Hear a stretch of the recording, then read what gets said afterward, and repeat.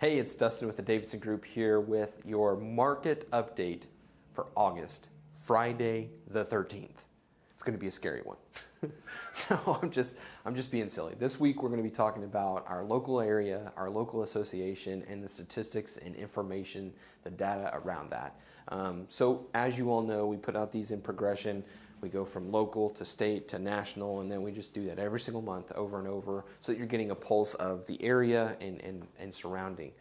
This week we're going to be talking about that local, and that local is from information that's from a few months past. So we're looking at the month of June, the completion of month of June, and we can compare that to 2020, compare that to May of 21, and really get a pulse and see where we are over the summer. Again, we're a couple months ahead of that, but the information is there, and we're keeping that consistency as far as information coming out so that you all are keeping a pulse and keeping an idea. Something to talk about that we talk about on almost every local market update is the absorption rate. So we've talked about this numerous times in the past, and I think it's just important to reiterate that the absorption rate is essentially the amount of inventory at any given time based off of projections or how much would be available. So our absorption rate, the higher the number, the more property that we have available and dictates the type of market. So 6 months absorption rate is a balanced or equal or even market. Less than 6 months, you're known as a seller's market. More than 6 months, you're known as a buyer's market. We are sitting at 2.36% absorption rate for the month of June. We're still heavily immersed into that seller's market. This is no different than the information that you guys have received and we've been talking about for months and months. We don't see that progressing outside of or changing from a seller's market for the foreseeable future. Again, there's no crash on the horizon. But as we continue to look forward and compare ourselves to those numbers year over year, we had another increase.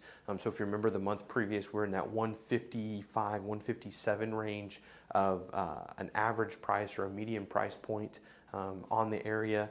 This month, or the month of June, we rose to 165. So we had another increase, month over month increase, where the seller's market is dictating. We've got more buyers in the marketplace, and we have more activity, which breeds more prices or higher prices for each of those properties listed.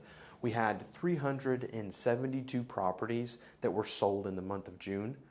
Here's a very, very interesting statistic. The month of 2020, or the month of June in 2020, we sold also 372 properties. So we didn't net or gain any additional sales. If you all remember, in June of 2020, we were in a transitional period from March and April. May, things started to open up, and really we started to see these changes from here locally and across the nation. Kids getting out of school, families looking to make a transition, people moving across states or moving from state to state. And so June, we had a big uptick last year because of that pent up or lack of movement during the induction of the stay at home and the pandemic, the COVID-19 practices and what we went through there. Had a good month. The month we were flat in number, but we had an exponential growth month in the year previous. And so to see that flat is a good thing, to see that it didn't regress, to see that those numbers weren't just a big up and a big down. It's an up and a station from year over year when you're looking at that information. We still have a decent amount of cash. We still have people that are conventional financing, which is the primary driver, primary force in this marketplace at the moment.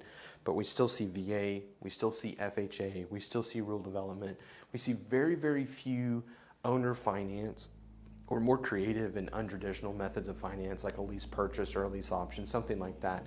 They are out there and they exist, but they don't exist open and on the marketplace. I know from a couple weeks ago, someone was asking me a question about an owner finance opportunity or someone who had owner finance. At any given time, you'd have around a dozen. I would say on average, 8 to a dozen, 8 to 12 properties that were open to an owner assisted or an owner financing. I looked the other day and I think we had 2. Just to give you an idea that sellers aren't having to ask for or offer those options because they're able to get their properties under contract and find buyers without seeking those options. Typically, they seek those options because they have a property that wouldn't conform to traditional financing, or they're asking for a higher than or inflated than market price or market value. So they're offering that up to someone who would like to take advantage. Again, they're great things for sellers, and so they see those, and buyers sometimes as some of their only options, but you have to be very creative in that sense. Month of June was good. We're still seeing a lot of traffic. Here having this conversation with you, second week of August, we've got transitions where people are wrapping up their summers. They're getting ready for back to school. They're making plans and transitions for what that's going to look like for them and running into the fall. So this is typically a transitional phase within our market as we speak today. But when we're looking at June and what it did and the year over year, very, very strong market. We had great numbers, we had great turnout, and we still have a lot of buyers that are in the marketplace that were looking to make a transition that were unable to. So local area, we're still strong. State level, we'll talk about that next week, but it's still strong. And then nationally, again, we're still seeing those things. We've talked about this a few different times, but I just think it's important to reiterate so that you know where we're at. Today, right now, looking at these numbers from June, sellers are getting the most that they've ever gotten for homes. Every day that passes by, that's still continuing to be the case. They're getting more than they've ever gotten. And so it's a great time to sell. It's a great time to be in the marketplace, but you have to have a transition. You have to know where you're going, because you can put your house on the market. You can ask for some crazy amount or something that you deem crazy and find a buyer for it. But if you don't have a transition, you don't have an exit strategy, it's all for nothing. You need to know what that looks like. And you can figure part of that out, but a great place to start is a conversation between a trusted agent who's going to advise, who's going to advocate, who's going to give you options.